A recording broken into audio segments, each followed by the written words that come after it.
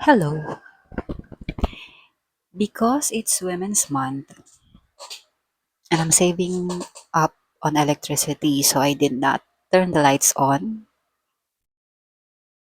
I asked ChatGPT about any weird things that women probably did in prehistoric times. Today's March 2, so March is the month of women, International Women's Month.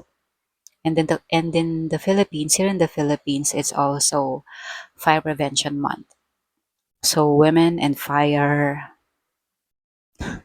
So here is the list of the weird things that women did in prehistoric times according to ChatGPT.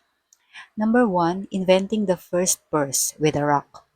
Prehistoric women were probably sick of carrying everything in their hands. So they tied animal skins into little pouches. Bam!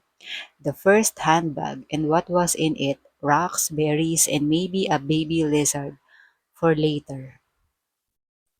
Number two, the original dry shampoo, dirt and ash. Who had time to wash hair when you were running from saber-toothed tigers? Women might have rubbed ashes or dirt in their hair to freshen up, aka the original dry shampoo. Their hair was probably very oily during that time. Cave gossip sessions. So the Marites were very prehistoric pala.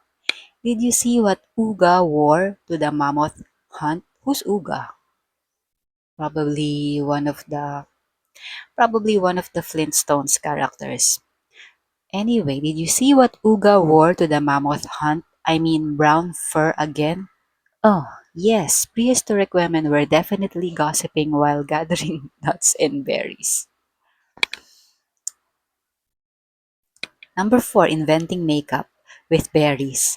The first lipstick, crushed berries. The first eyeliner, charcoal from last night's fire. And let's be real, someone probably went overboard and looked like a smudgy raccoon. Giving caveman the look. Giving cavemen the look. Women have always had the ability to shut down nonsense with a single glance. Even in 10,000 BC, some guy was mansplaining how to make fire, and the cave women just stared at him until he got nervous. Okay. The first, I'm fine. Caveman. You okay? Cave woman. Grinding grains again aggressively. I'm fine. Spoiler, she was not fine. Wow, so it's the I'm fine, but she was probably creating the first mom voice. You know, some prehistoric mom yelled, "Get back in this cave before a woolly rhino gets you," in that voice that made even the wild animals stop. Number eight, the first, I lost count. Number eight, the first DIY projects. Caveman. I'll build us a hut. Cave woman. No, you won't. I will, and I will make it cute. Proceeds to decorate it with bones and flowers. Number nine, synchronized berry picking. Women have been doing things together forever. You think prehistoric women went berry picking alone? Nope. They went in groups talking about how annoying their cave husbands were. Number 10, the original Does This Fur Make Me Look Fat? Some poor prehistoric husband probably got in trouble for hesitating when his wife asked, "Do I look big in this mammoth hide?"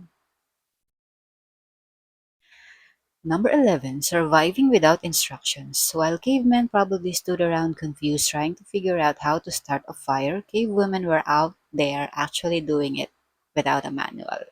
Wow. Inventing the first me time. I'm going to the river to wash clothes. Equals prehistoric code for sitting by the water in peace and avoiding the chaos. Using cave walls as the first Pinterest, number 13. Those cave paintings probably started by women trying to keep track of which mushrooms were poisonous but ended up making cute doodles of bison instead. A bison is an animal. Number 14, accidentally inventing the first spa day. Some woman sat in a hot spring one day and thought, this is way better than chasing wild boars. Boom, self care was born, forcing men to evolve. Let's be real, if it weren't for prehistoric women saying, no, Og, you cannot eat raw meat, men might still be dragging things around and grunting.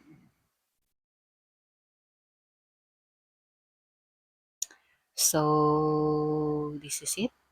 They might be true or not, but sounds fun.